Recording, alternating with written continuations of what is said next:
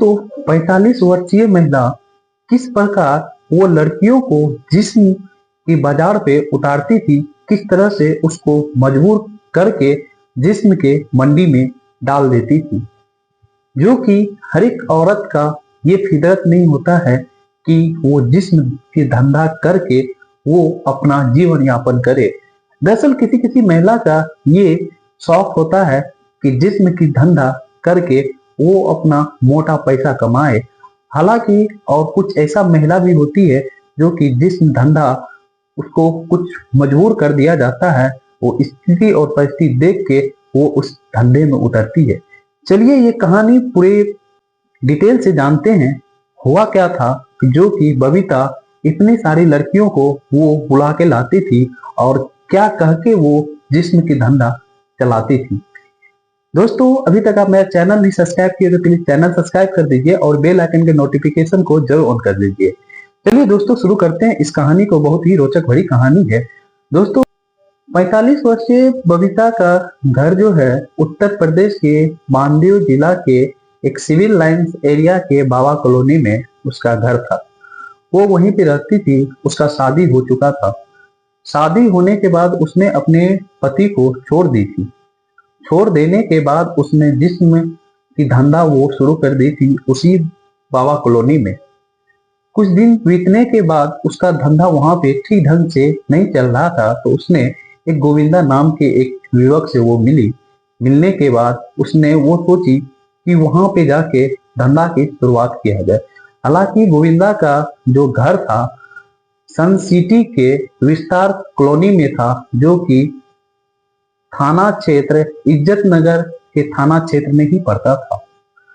उसने बबीता और गोविंदा ने दोनों अपने पार्टनरशिप की बात की और बात करने के बाद दोनों ने वहीं बाबा कॉलोनी में एक अच्छी सी मकान ली रेंट पे, वहां पे जिस्म का धंधा करना शुरू कर दी थी। उसने बहुत दूर दूर से लड़कियां मंगाती थी, दिल्ली, मुंबई, कोलकाता और तो और रसिया से भी वो मंगाती थी। उसका कॉन्टेक्ट इतना बड़ा था कि जिसके बारे में छोटा मोटा आदमी सोच भी नहीं सकता था। तो उसमें एक मोहिनी नाम की लड़की और चांदनी नाम की लड़की भी आती है।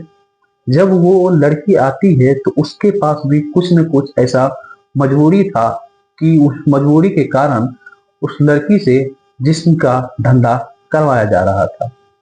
मोहिनी हालांकि देखने में बहुत सुंदर थी और उसका यौन जो है यौन संचार देख के बहुत लड़के का लाड टपकता था और चमक उसके चेहरे पे बहुत ही अलग तरीके से था। एक दिन की बात है, दिल्ली में मोहरी ब्रेक मोहिनी जा रही थी तो कुछ लड़का उसको मिल के छेड़ने लगा था।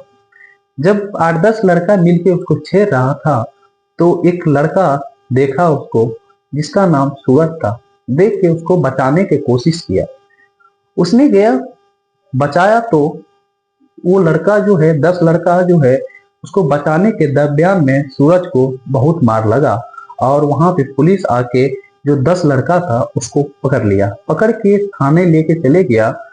जो मोहिनी जो थी, मोहिनी को उस बात का बहुत तकलीफ था कि जो उस लड़की का इज्जत बचाया था वो लड़का को काफी मार लगा और वो वहां से चले गया। उसका नाम भी पूछ नहीं पाए।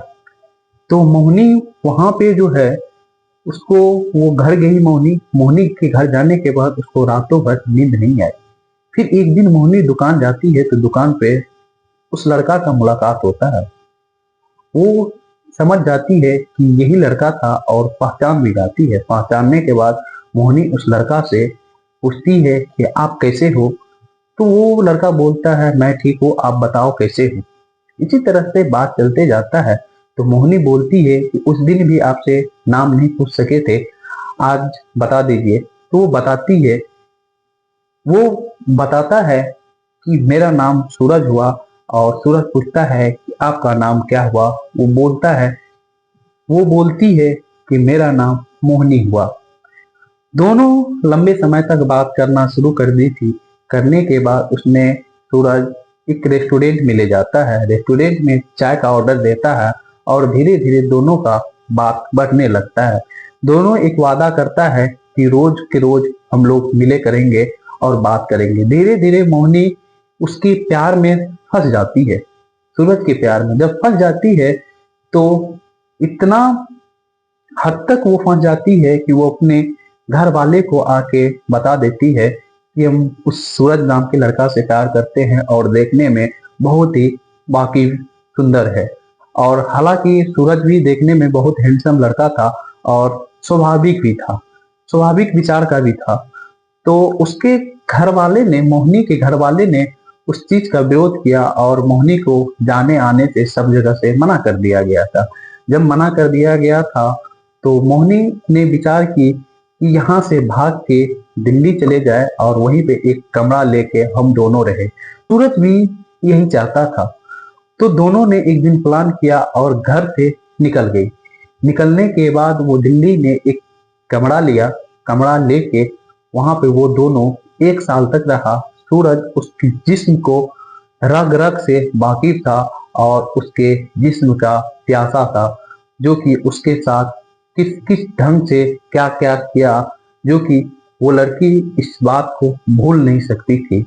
उस लड़की को प्यार के झांसा देके दिल्ली बुलाया गया था। जब मोहिनी सूरज से प्यार के बारे में, शादी के बारे में बात किया करती थी तो सूरज उसको किसी न किसी ढंग से मना लिया करता था।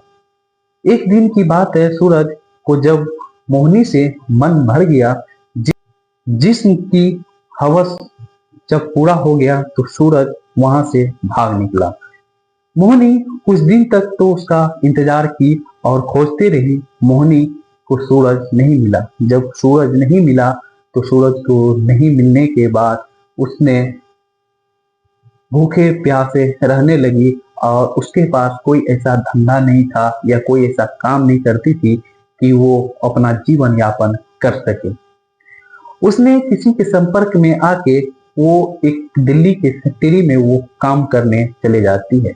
दिल्ली के फैक्ट्री में जब काम करने चले जाती है तो वहां का कर्मचारी जो है इसको बहुत गंदे नजर से देखा करता था।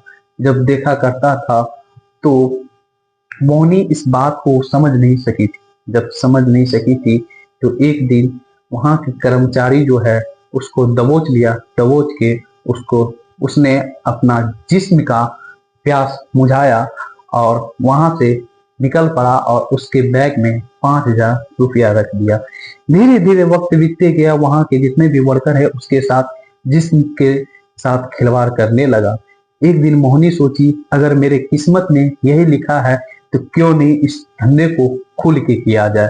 तो उसने खुल के करने लगा और बबीता नाम की औरत से संपर्क हुआ और वो वहां पे चले गई। ठीक इसी प्रकार चांदनी के साथ भी इसी प्रकार हुआ था। जो कि चांदनी जो है, चांदनी को इस चीज का शौक था, जो कि वो अपने जो भी काम करता, जो भी उसके काम में पैसा लगता, वो जिस्म के धंधे से कमाती थी और वो अपना इच्छा पूरी करती थी। धीरे धीरे वक्त बीतते गया तो वहां पे बाबा कॉलोनी के एक व्यक्ति मुखबिर नाम के थे। उसने पुलिस वाले को कॉल करके बबीता के बारे में बताया। जब बताया तो वहां के थाना अध्यक्ष जो है इस बात की एक्शन ली और इसकी जांच के लिए उस बाबा कॉलोनी में पहले भेजा गया कि सही में इस धंधा को चलाया जाता है या नहीं चलाया जाता है। और मुखबिर जो है बबीता का नंबर और जिस कोड वर्ड से वो अपने धंधा को चलवाती थी उसी कोड वर्ड को थाना अध्यक्ष को भी बता दिया गया था। जब थाना अध्यक्ष को बता दिया गया था, जब थाना अध्यक्ष जब वहां पे पहुंच के देखा सही में ये काम चल रहा है, तो पुलिस वाले ने उस षड्यंत्र को किस तरह से अंजाम दिया जाए जिससे बबीता पकड़ा जाए। इसी पे वो एक टीम बुलाते हैं। बुलाने के बाद उस चीज का एक पार्टी तैयार करता है और महिला पुलिस को भी बुलाया जाता है। महिला पुलिस भी आती है, एक टीम को बोलता है कि तैयार करने के लिए। उस टीम का नाम रेड पार्टी के नाम से रहता है। और पुलिस वाले सोचते हैं कि किस तरह से इस घटना को अंजाम दे कि बबीता इससे छुटकारा नहीं पा सके। तो पुलिस वाले को एक सुझाव आता है कि एक फर्जी ग्राहक बनाया जाए। वहीं पे एक हेड कांस्टेबल रहता है, उस हेड कांस्टेबल को फर्जी ग्राहक बना दिया जाता है। उस फर्जी ग्राहक ने, मुखबिर ने जो पुलिस वाले को नंबर दिए थे, वो नंबर हेड कांस्टेबल के पास आ जाता है और हेड कांस्टेबल जो है कॉल लगाता है। कॉल लगाता है, घंटी बजता है बबीता के फोन में। बबीता उस कॉल को रिसीव करती है। बोलता है हेड कांस्टेबल, बबीता जी मैं अमरीश बोल रहा हूँ और मुझे रहमान जी ने आपका नंबर दिया है। सुनने में आया है कि आपके पास नई नई गाड़ियाँ आती रहती है, तो मुझे भी उस पे बहुत ही मौज करना है, मुझे भी उस गाड़ियों पे चढ़ना है। तो बबीता समझ जाती है, कहती है कि रहमान भाई का नाम लिया है तो सही में ये वास्तविक ग्राहक होगा। तो बबीता बोलती है, हाँ जी आप जो भी सुने हैं वो ठीक ही सुने हैं। तो बताइए आप कब आ रहे हैं, आपको जिस टाइम आने का इच्छा होगा उस टाइम आइएगा, मेरे पास तरह तरह की लड़कियां आती रहती है। तो अमरीश जो है बात करते हैं और बबीता जो है बात करने के दरमियान में वो बोलती है कि रहमान जी तो मेरा पता ही दिए होंगे, और हाँ अमरीश जी आप जब आइएगा तो मेरे अड्डे पे तो एक कोड बताइएगा चौकीदार को, वो मेरे पास लेके आ जाएगा। तो बताती है कि बोलिएगा कि मुझे समुंदर में तैरना है, ये कोड बताइएगा तो चौकीदार जो है मेरा वो मेरे पास पहुंचा देगा। ये घटना था 16 नवंबर 2019 की। 16 नवंबर 2019 की रात के 10 बजे सभी पुलिस वाले अपनी टीम लेके बाबा कॉलोनी में पहुंच जाते हैं। पहुंचने के बाद सभी पुलिस वाले अलग अलग गाड़ियों में थोड़ा दूर हट के चले जाते हैं, रुक जाते हैं। रुकने के बाद जो हेड कांस्टेबल फर्जी बने हुए थे ग्राहक के रूप में, वो बबीता के अड्डे पे जाता है। जाने के बाद चौकीदार से कुछ बोलता है कि मुझे बबीता जी से मिलना है। तो वो चौकीदार पूछता है कि बबीता जी से क्या काम है।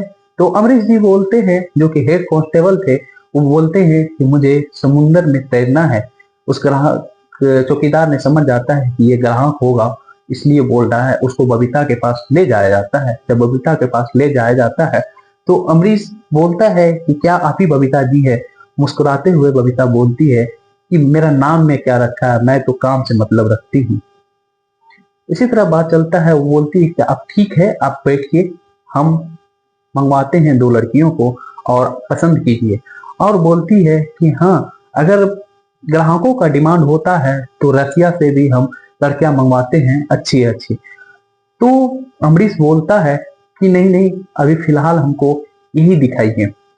तो वो आवाज लगाता है, वो आवाज लगाती है। लगाने के बाद वहां पे 2 लड़की आती है। 2 लड़की आने के बाद अमरीश देख के अमरीश को देख के होश उड़ जाता है। जब होश उड़ जाता है, अमरीश को हेड हेड कांस्टेबल रहता है, उसका जब दोस्तों होश उड़ जाता है तो वो बबीता जी को बोलता है कि क्या बबीता जी सच में वाकई भी अब बहुत ही चालाक है, अब बहुत आगे निकलिएगा और जैसा हम सुने थे उससे भी बेहतर आपके पास है। मन तो करता है इस दोनों लड़कियों को पसंद कर ले, हालांकि अभी एक ही रहने दो जो कि आसमानी कलर की सूट पहनी भी थी।